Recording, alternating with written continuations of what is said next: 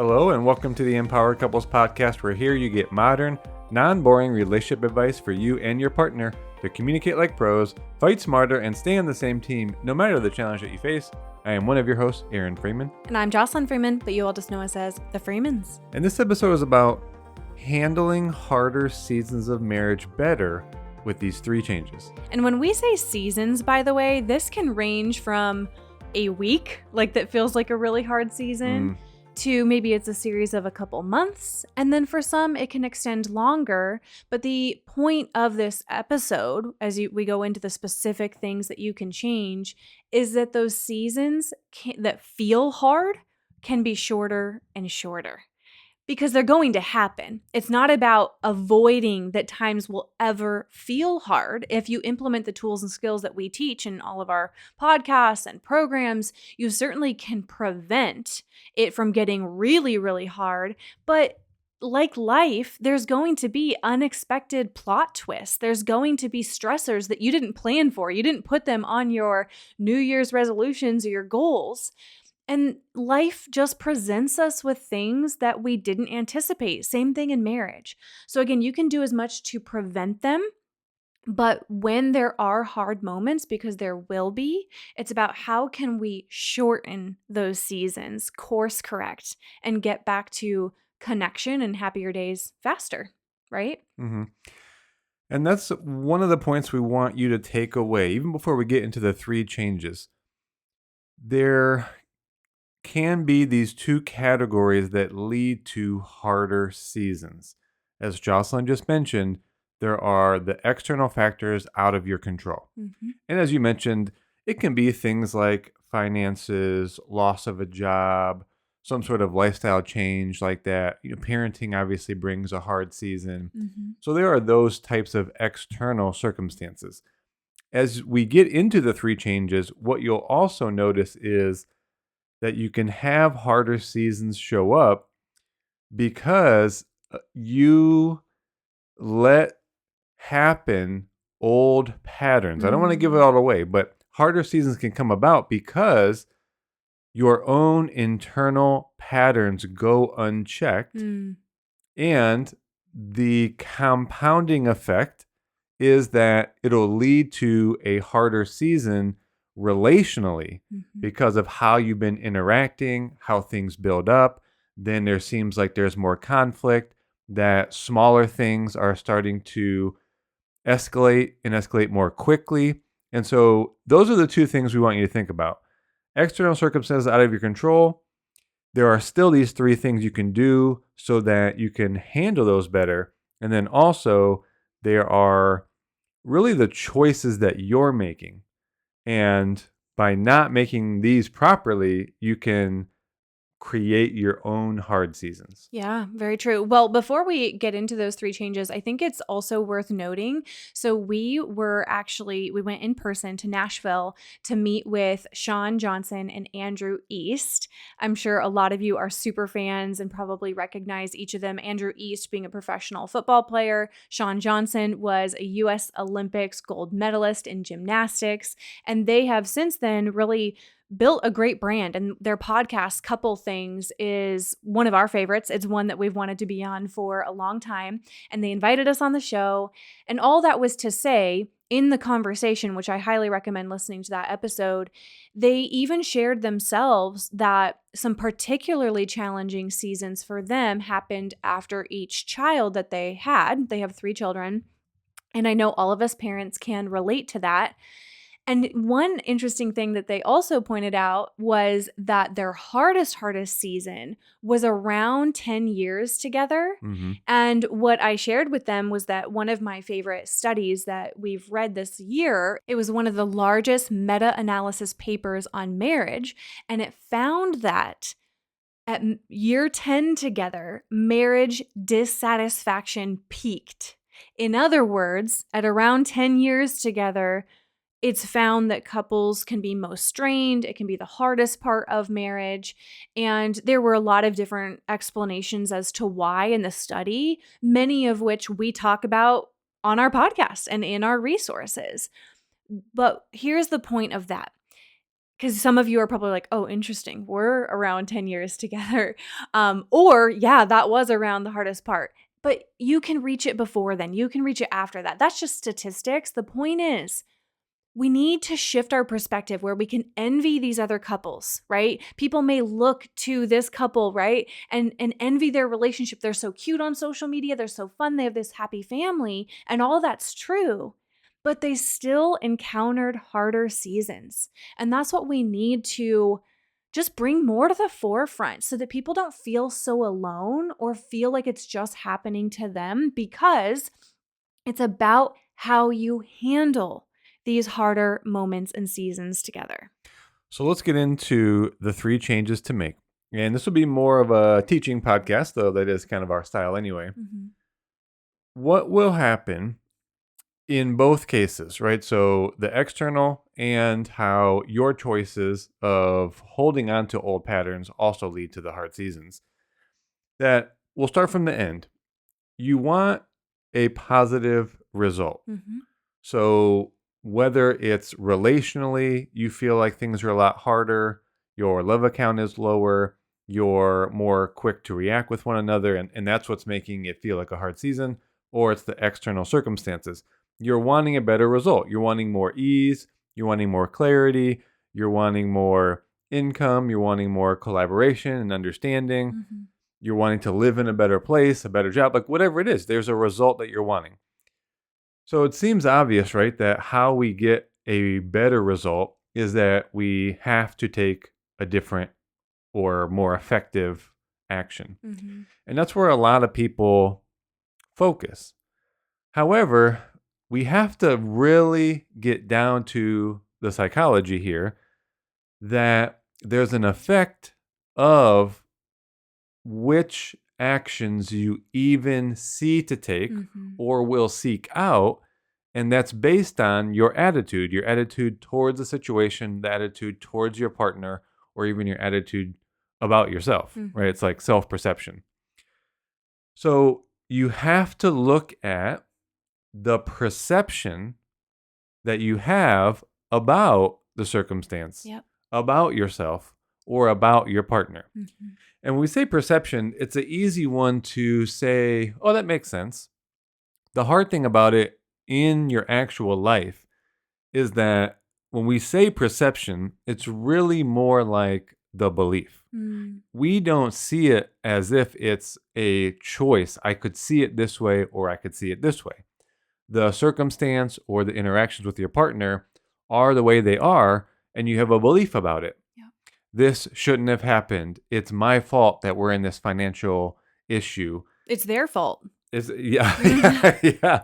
My partner got us into this Mhm. situation, or a family member, and this is one personal for us, that a family member brought up unnecessary, unfounded conflict, Mhm. and that caused a lot of stress, particularly on you, on us having to maybe make a choice in changing living situations or interactions with them. And there was a lot of stress. There was a Mhm. lot of even trauma that was brought up. And so the perception is we had nothing to do with that. And this Mhm. is this is them. Why did they have to bring this up in the way they did and take the actions? And so again, that perception is really hardened into a belief. Mhm. It's on them, and in both cases, like it's on a family member or this is on my partner. They're Mhm. not showing up for me the way I've requested. They're not keeping their agreements. Mhm. And so the perception, again, it's not like you see it as a choice, Mhm. but that's where we want to go.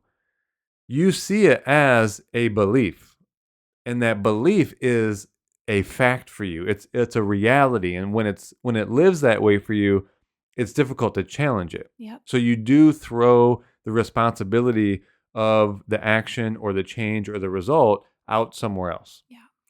Now, so let's highlight the first change to make is you have to look at making a change to your perception. As much as you see the current situation as a hardened fact, reality, belief, we have to do the internal work and contemplation to understand what is the thought process that I'm having about this. And is this going to serve me? Is it going to serve me in first and foremost being able to change my attitude about it? Because right now, you can see the perception you have is giving you this internal experience, mood, attitude, disposition of, I can't believe this is happening. Mm-hmm. I feel controlled. I feel dominated. I feel a victim. It's not my fault. And so you can just feel how all that energy is blocked, Mm-hmm. and it feels terrible. It feels like you want to get out of it. So a lot of it is we will try to avoid, we'll try to deflect the responsibility somewhere else. Number one, rather than feel it, let alone be responsible for being able to change that attitude. Before we go more into those three changes too, I want to say something about perception, because you called out a really big one, right? That Mhm. perception if it's someone else's fault or it's because of them, right? The external blame.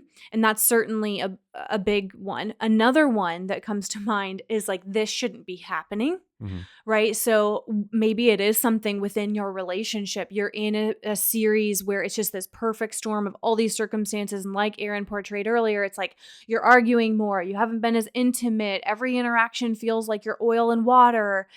And you can kind of have this perception of like, this shouldn't happen in a marriage. Something's wrong here. Other couples don't have this going on, right? This must mean something's wrong with us, right? And it can almost like spiral and catastrophize even bigger. And so that's one perception you can have. To your point of that, if we feel like that's hardened fact, then we're kind of stuck with it. But if we are willing to kind of be like, okay, that's one perception. What's another perception I could have? And one I would offer to what I just described is marriages go through hard seasons. Mhm. Mhm. There's a lesson here. Our bond is strong enough to get through this. We're a team. You know what? We are going to gain wisdom from this season that we're in. And obviously make it something you believe. Put it in your words, but what's a perception that is more empowering and puts you more in the game? I was writing about this. I didn't even have Mhm. a chance to share this with you, Aaron. You guys will see it in a post here soon. Is that, you can really be in the stands or on the sideline of a game and kind of, oh, let me watch the game. I hope they win, right? Versus in marriage, you need to be in the game, fighting to win, right? And not fighting your partner, right? Fighting for your marriage. And I think that's the perception that you want to reach for, is like, what gets me out of being in the stands and wishing and hoping, and more so like in the game, giving it my best fight, being the best team member that I can be. Yeah, in the stands, being you're just passive. Mhm. You're gonna hope that things get better on their own without your active participation. And a part of your active participation isn't just in action; it's in changing the perception. That perception, as we've kind of already mentioned, leads to the second part, which is changing the attitude. You can't really change the attitude if you're not changing the perception. Right. They go hand in hand. And then that culmination, that inner state change will allow you to see different opportunities or paths of action. It'll have you change your motivation, your willingness to either seek out new resources or learn or try something new, but you'll be blocked in seeing any of that. Again, searching something new, reading something new, talking with someone, taking a bold action is only going to come if your attitude is one of, this can change, it will change, it's on me, I'm optimistic, there's a lesson here, I just haven't got it yet. And all of that's going to come from that perception attitude change. And if I can, and I know you wanted to share more of a story that happened for us recently, so I don't want to spoil that for you. I'll let you share it. But this is where I would want to just acknowledge that in the scenario Aaron's going to describe for us, which was just recently, like a hard stint, a hard season, your attitude was much more certain and confident than mine was. I was Hmm. feeling more lost, more discouraged. And I'm really thankful that you could kind of hold steady and like have just like that solid ground of like, you know what? No, like I know we're going to get through this. And you know what? I love you and I'm committed to you. And there's like just that reassurance, because I needed that because I wasn't in that state. And I think that's important to note as you guys are listening to this, is that there might be seasons where one of you feels more confident, more certain, more clear, and the other person like needs that solid base to stand on because they're not feeling it. Now, hopefully you guys kind of take turns, that there are seasons where you each can hold that solid ground. But that attitude, it's still important that, again, you're not in the stands hoping things change. You more have the attitude of, what can I do here? Mhm. Because we're a team, we're in this, all the things we said. One of the things that you're bringing up is that it's important for you, the listener, to understand your role in changing your perception, which drives the change in attitude and that opening up the paths for new action. And even with that, right, it's like you try some things and that's what leads to new results. So that's the overall pattern here, the three things to change: perception, attitude, action, that gives you the best opportunity for a result. Yep. Now, you'll get caught up in that loop if somewhere in there you have a blocked or limiting perception of how your partner should show up. So, Mm. to your point, for us, we had a few weeks ago, there was a harder season in terms of length, was a couple of weeks for us. Mhm. Now, there wasn't anything that was external, so that's what brings me back to hard season can be something external, but also can be my lack of questioning or checking my own patterns of thought and action.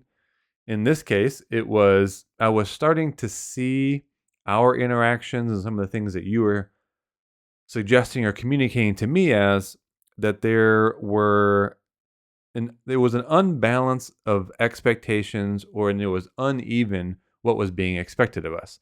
And so by holding that perception, my attitude was starting to change of one to be just like more distant from you, like kind of keep my space.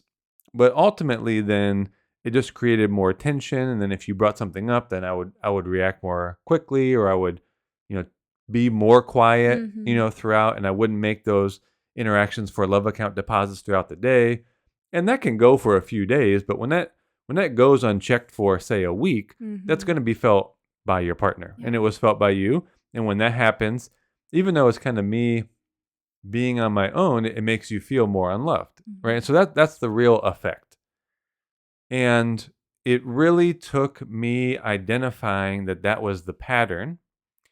And when you brought up how this was affecting you, as you just mentioned, I had to hold my perception steady that everything is is fine here, that what I can communicate to you is I understand that you're feeling that there's distance, there's maybe not as much love, it's having you feel some concern. I can acknowledge that by also saying, hey, I want to reassure you. And my perception was that you could be in the space that you're in, and I have certainty about how we're going to transform this, Mhm. the level of love, the perception that this is a small thing to overcome. Mhm. But the thing I'm trying to convey here is, even though that was my perception, I don't force you into seeing it the same way I see it. Mm. Or if I say, hey, everything is fine here, give you some reassurance, and if you don't give me the response back that I want, like you're immediately as comforted as I want you Mhm. to be, I can't now let that distract from or put a hole in my certainty, and the expectation being that you have to meet me where I'm at. And I think that's one of the hardest things about this is if I hold a certain perception and I have an attitude and I communicate something to you, I have to maintain that no matter the response I'm getting from you. It's like you didn't change your attitude or your belief, your perception in the exact moment. I still needed to hold mine and continue to take the change of action, Mhm. which was to reassure you over a few days, to make more love account deposits. Anything else that you saw in change of action? I mean, I think those were really big ones. The reassurance, that verbal reassurance was huge. And then, yes, the deposits, because as you were describing the pattern, right? The go-to thing that often happens for people when there's these circumstances or these patterns showing up is you kind of either like back off from each other or become more disengaged, or you're like fighting more, right? Because both of you in a sense are like, we need to do something here, but sometimes you're compensating in ways that actually only perpetuate the disconnect or the friction. And so like the phrase that comes to me is like, you need to stop the bleeding, right? So all right, we stop the bleeding by recognizing the withdrawals that we're each making to each other.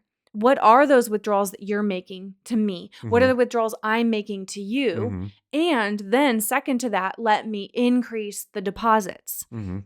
And so, when you were offering the reassurance and focusing on the deposits, it did just help me bounce back, right? And then I'm like, we get that momentum. We start to play off each other in a positive way because now I'm feeling more confident. I'm offering more deposits. You feel better. And so it like gets the train going in a broader And that's direction. exactly a good point. So it's a positive feedback loop as well, Mm-hmm. because you can't change the action without changing the attitude and then the perception. Mm-hmm. But if you do that in that order and you start to make these changes in action, it reinforces the attitude. And then that attitude reinforces a positive perception. Yep. Oh, we really are great here. Mm-hmm. We are a good team. We can handle things together. I am loved. I am prioritized. And then it goes back. That multiplication of the perception then continues to add and goes back forward to now you feel great. You feel Mm-hmm. like it's you two against the world type of mentality, and then your actions follow. So Yeah. the feedback loop is positive and negative, and you just want to see how that's playing together. Because ultimately, in marriage and in life, there's two ways to operate. That you will point the finger at external circumstances or external people, like your partner outside of Mm-hmm. you, or you will look at this pattern as it's happening within you. What's my Mm-hmm. perception? How is that driving my attitude? And how does that drive my action? Because that's what gets me results. And at the end of it, this life is about developing your character Mm-hmm. and that you gain wisdom from that type of growth and evolution.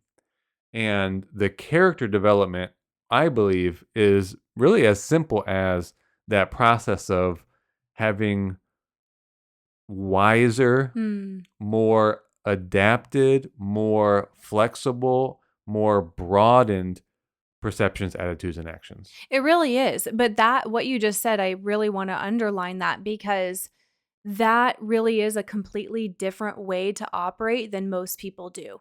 Most people, challenge happens in life or in marriage. Oh, I don't like this. I'm going to, distract myself with something else, or I'm going to wait for you to change, versus looking at every situation and every season as how is this developing me to be a better person? Like, really sit with that, really explore that, because just that perception change will drive a completely different attitude, Hmm. therefore, different actions, therefore, different results Hmm. in your relationship. And I just want to say that while Aaron was sharing our example of a harder season, which for us was like 2 weeks, and again, we've had other harder seasons that felt a lot longer than that for different reasons. And so here's the thing, we don't resist when it happens.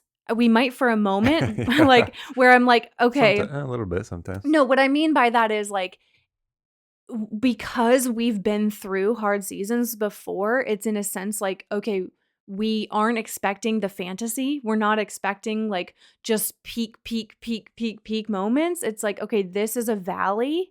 We want to make this a short valley. We want to gain the wisdom from it. We want to bounce back from it. Whereas, really, like, this is where couples can spiral. And I just think of a couple of other examples. I mean, I've talked to multiple couples recently where they're in the newborn stage. And if they have two choices of how they can perceive each other as like, you're not getting it, you're not understanding what I need, you're not picking up the memos, you're the enemy, or it's, you know what, we're a team, this is hard. I don't know totally what you need. Let's communicate more. Let's set each other up for success. And they're getting completely different results. That's the thing you have to realize is that all couples go through different challenging circumstances. They might be different than yours, but there are other couples who have gone through what you've gone through, but they look at each other as allies. They look at each other as a teammate, and we're going to get through this, and that gets them a different result. I really need you to understand that it cannot constantly be about blaming circumstances, blaming stressors, blaming each other. Shift your mindset, shift the way you see things, change your actions, you'll get different results. Now, I know that when we brought up the love account, a lot of you said, oh, yeah, ours is probably low.